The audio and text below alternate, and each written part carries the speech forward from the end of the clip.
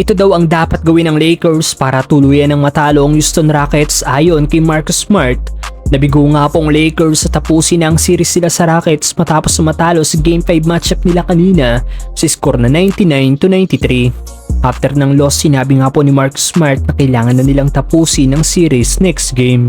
During sa post-game interview ni Marcus Smart, inacknowledge nito na tumaas palalo ang kumpiyansa ng Rockets matapos manalo ng dalawang sunod.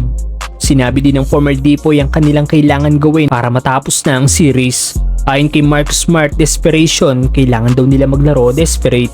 Dapat maging mahalaga daw sa kanila ang bawat possession, yun daw ang dapat nila maging motto.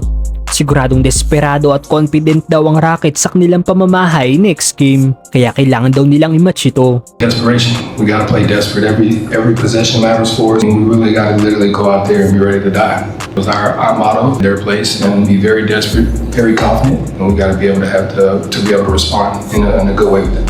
Pamilyar nga po si Smart sa sitwasyon ngayon ng Rockets dahil noong 2023 playoffs kung saan naglalaro pa siya sa Boston Celtics, down 0-3 nga po sila laban sa Miami Heat, pero nagawa nilang manalo ng 3 sunod at umabot ang laro sa Game 7.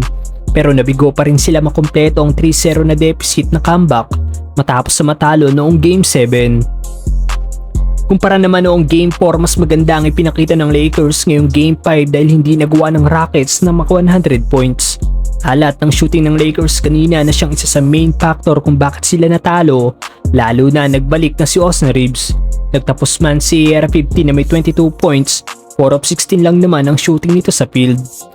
Halos lahat ng kanyang puntos ay mula sa free throw. Kung kalahati man lang sanang naipasok niya sa kanyang 16 shots attempt, siguradong nakuha ng Lakers ang panalo. Naniniwala ba kayong matatapos na ang series sa Game 6 mga brother? O magkakaroon pa ng Game 7? None of his Lakers team